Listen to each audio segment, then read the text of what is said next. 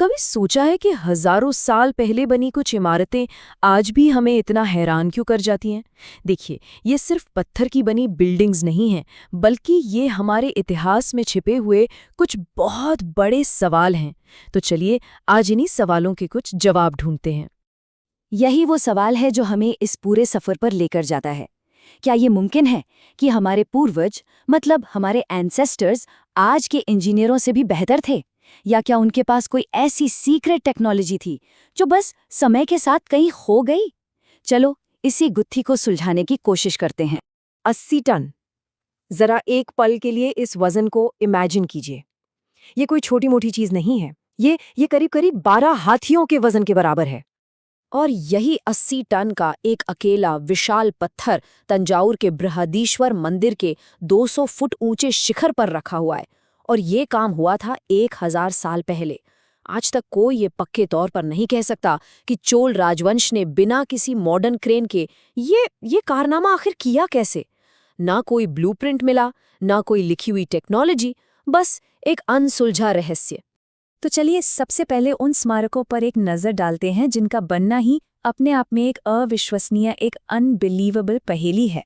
ये कहानी है कैलाश मंदिर की, और इसकी सबसे हैरान करने वाली बात यह है कि इसे ईंट या पत्थर जोड़ जोड़कर नहीं बनाया गया।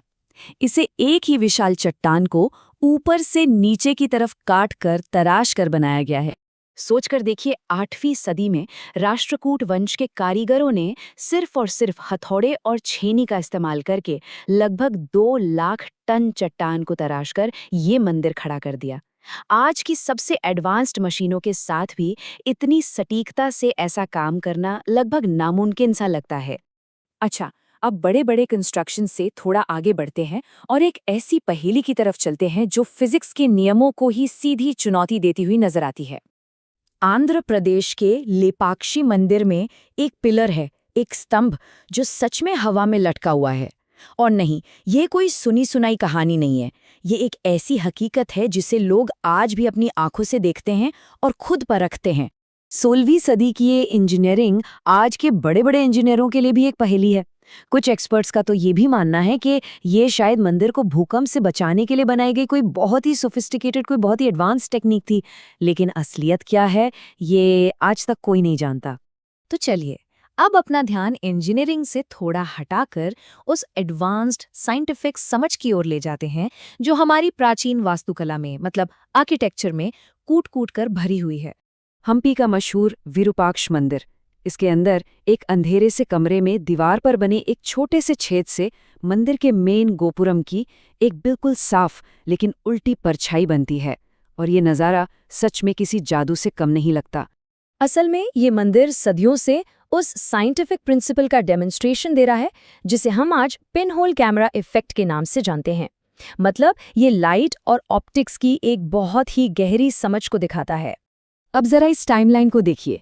मंदिर बना 7वीं सदी में, जबकि इस सिद्धांत को वैज्ञानिक तौर पर समझने में दुनिया को सदियां लग गई।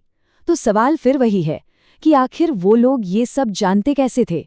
चलिए, अब चलते हैं कोणार्क के सूर्य मंदिर की ओर। ये सिर्फ एक पूजा की जगह नहीं है, बल्कि ये अपने आप में एक बहुत बड़ी और सटीक एस्ट्रोनॉमिकल घड़ी भी है। ये मंदिर साइंटिफिक ब्रिलियंस की कई परतें दिखाता है। एक तरफ है इसके पहिए जो बिल्कुल सटीक समय बताते हैं, और दूसरी तरफ थी इसकी खोई हुई मैग्नेटिक लेविटेशन टेक्नोलॉजी। ये उस जमाने की सोच कितनी आगे थी, उसका एक जबरदस्त सबूत है। और अब हम इस पूरी पड़ताल के सबसे रहस्यमयी और शायद सबसे नाटकीय हिस्से की ओर बढ़ रहे हैं। बात है साल 2011 की। केरल के श्री पद्मनाभ स्वामी मंदिर में जमीन के नीचे 6 गुप्त तहखाने मिले, जिन्हें नाम दिया गया वॉल्ट ए, बी, सी, डी, ई और एफ।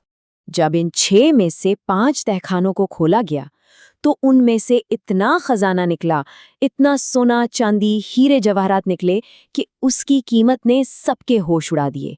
और इस एक खोज ने इस मंदिर को रातों रात दुनिया का सबसे अमीर मंदिर बना दिया। तो यही तो सबसे बड़ा सवाल है, इतना बड़ा खजाना सामने होने के बाद भी एक आखिरी दरवाजा आज तक खोला क्यों नहीं गया?